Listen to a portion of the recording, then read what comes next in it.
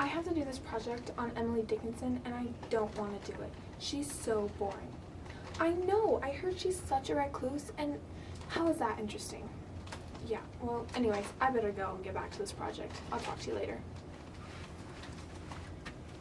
Hey, I couldn't help but listen to your conversation, but you are so wrong about Emily Dickinson. Where did you come from? From the stacks. Today we will be discussing elements of Emily Dickinson's life.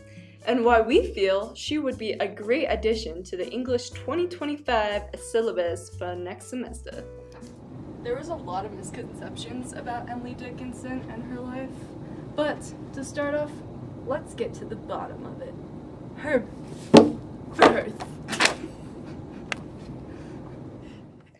Emily Dickinson was born December 10, 1830 to Edward and Emily Dickinson.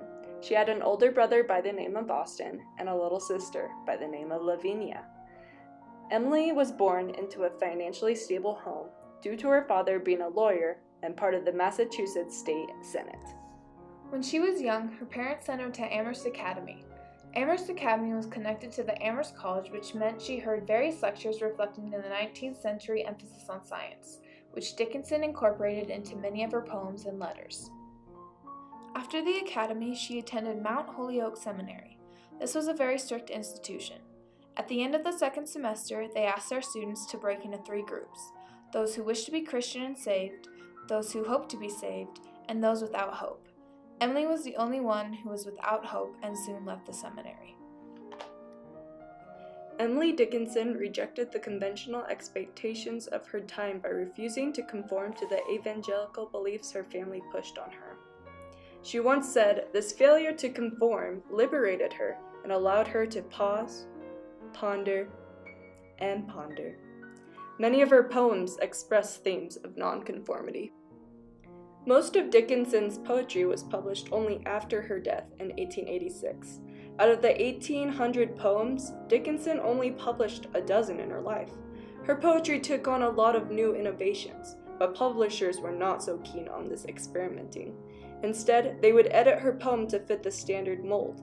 Dickinson, upset with this surgery, as she called it, was reluctant to publishing, and instead created 30 fascicles or hand-sewn booklets which contained her poetry. It wasn't until after her death that her brother's mistress, Mabel Todd, found them and decided to have them published for Thomas Wadsworth Higgins. The publication of her poetry was met with wide success and popularity, selling over 10,000 copies. But here's where it gets risque. Emily Dickinson never married and rejected the traditional values stressed on women during her time. Scholars speculate that Dickinson had multiple love interests based on her private letters. Many of these people included Benjamin Newton, Samuel Bowles, Reverend Charles Wadsworth, 1 or 2 married men, and her brother's wife, Susan Gilbert. Susan Gilbert and Emily Dickinson were very close to one another. Dickinson wrote Gilbert frequently, and scholars feel their relationship might have been a romantic one based on the nature of their letters.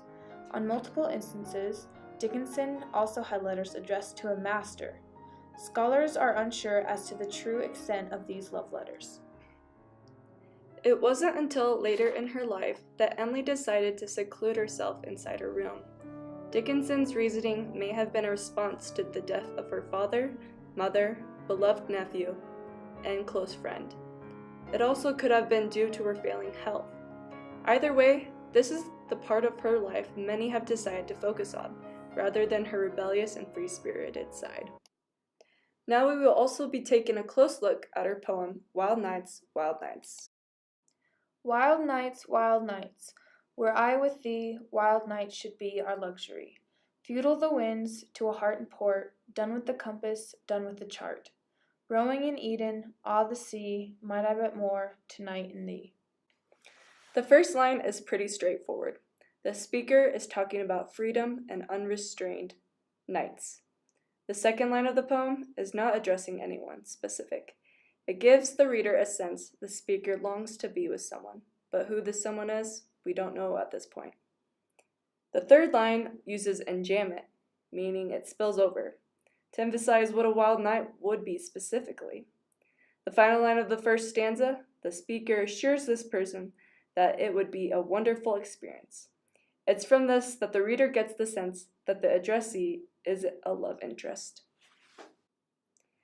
In the second stanza, the first line is saying how useless the winds are. Dickinson uses dashes to emphasize this point. The second, third, and fourth line, she incorporates boating metaphors. The winds are useless because just like a boat at port, a heart at port doesn't move. This also means that a compass and chart are no longer necessary for navigating. The final stanza continues using boating metaphors. Dickinson mentions Eden, which signifies paradise. This could lead the reader to believe that when the speaker is with their love interest, it's comparable to rowing in paradise. In the second line, it seems the speaker comes to the realization of where they actually are, which is not paradise. The last two lines in Dickinson's poem, the speaker feels that if they can anchor themselves to this other person, they will be able to escape the storm. I still don't understand why we have to study Emily Dickinson in English 2025. Kate. Sweet, innocent Kate. Emily Dickinson broke the boundaries for poetry. It's because of her that poetry is the way it is now. She explored themes such as death, grief, doubt, faith, and so much more. And her poetry was short, but really deep in meaning. And she dedicated her life to poetry. Okay, now I get it. Emily Dickinson's poetry is something that we can all learn from. Exactly. And it's something every English 2025 student needs, is someone to aspire to.